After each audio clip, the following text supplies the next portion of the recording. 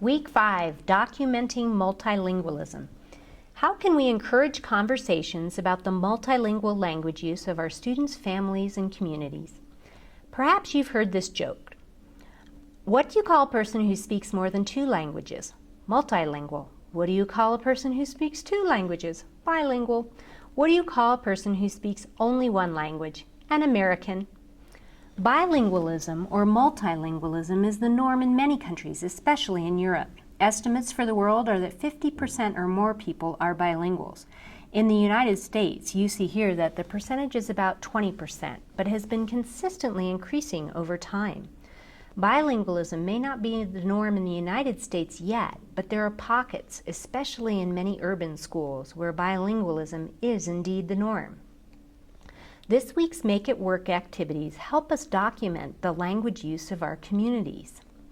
By documenting multilingualism, we show students that there are many languages other than English present in our communities.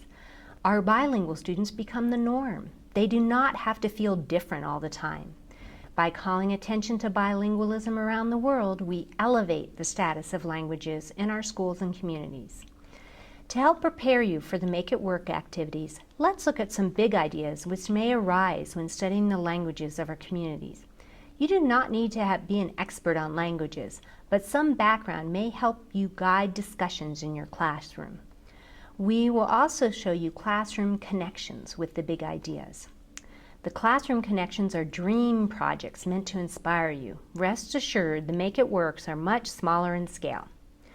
One big idea surrounds the benefits and drawbacks to societal bilingualism.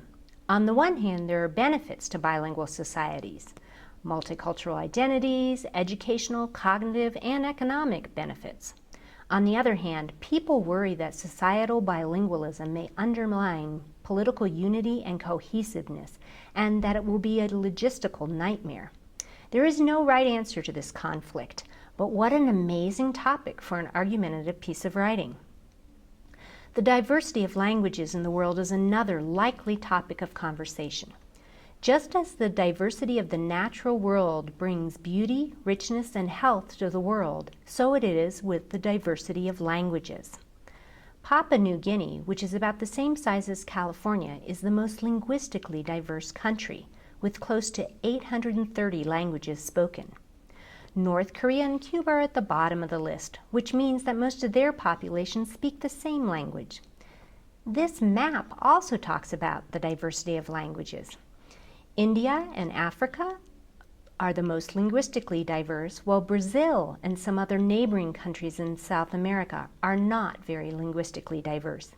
Imagine comparing the bar graph in the previous screen with this map. Both talk about language diversity, but each gives us different information. The idea of language diversity also leads us to the disturbing topic of endangered languages. On this map, you see the 577 critically endangered languages of the world. Now, listen to some of the people who are working to try to save languages. Imagine having students work in groups to research an endangered language and then design an action project to support the revitalization of that language. That's a dream project. The Make It Work options are much smaller in scale. We hope that by documenting languages in your communities, curiosity, questions, deep thinking, and language development will flourish. Thank you.